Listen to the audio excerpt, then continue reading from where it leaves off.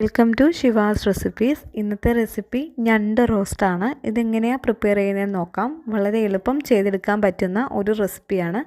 ഇതിനായിട്ട് ഒരു മൺചട്ടി വെച്ച് ചൂടായി വരുമ്പോൾ അതിലേക്ക് 2 ടേബിൾ സ്പൂൺ വെളിച്ചെണ്ണ ഒഴിച്ച് കൊടുക്കാം.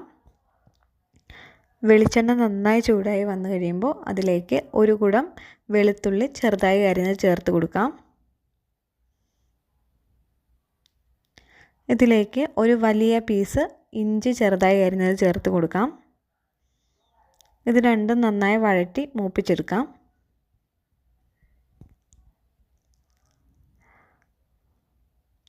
അതിലേക്ക് 3 സവോള അരിഞ്ഞതാണ് ചേർത്ത് കൊടുക്കുന്നത്. ഇത് വഴണ്ട് വരാൻ ആവശ്യമുള്ള ഉപ്പും കൂടി ചേർത്ത് മീഡിയം ഫ്ലെയിമിൽ വെച്ച് ഒന്ന് വഴറ്റിയെടുക്കാം. അതൊന്ന് ട്രാൻസ്പെറൻ്റായി വന്നാൽ മതി. ബ്രൗൺ നിറമൊന്നും ആകണമെന്ന് ഇല്ല.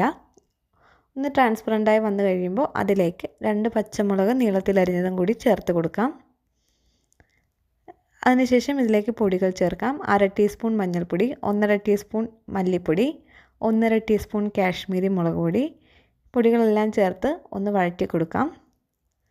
അതിനുശേഷം അതിലേക്ക് 1 ടീസ്പൂൺ പെരിഞ്ജീരകം പൊടിച്ചതും കൂടി ചേർത്ത് ഒന്നുകൂടി വഴറ്റിയതിന് ശേഷം അതിലേക്ക് തക്കാളി ചേർത്ത് കൊടുക്കാം.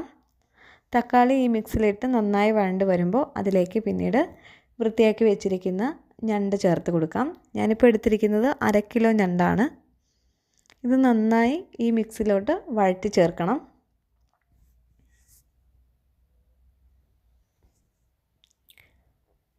അതിനുശേഷം ലോ ഫ്ലെയിമിൽ വെച്ചിട്ട് ഒരു 20 മിനിറ്റ് ഒന്ന് അടച്ചു വെച്ച് വേവിക്കാം.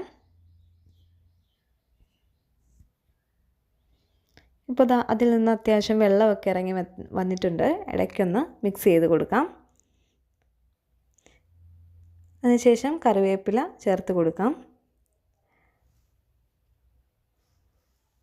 അതിലേക്ക് ഒരു കഷ്ണം പട്ടയും 2 ഗ്രാമ്പൂവും ചതച്ചെടുത്തതാണ് ചേർത്തത്. ഇതിലേക്ക് കുരുമുളക് ചേർക്കാം. കുരുമുളക് പൊടിച്ചത് 1 ടീസ്പൂൺ. ഇതും കൂടി ചേർത്ത് നന്നായി വഴറ്റിയെടുക്കാം.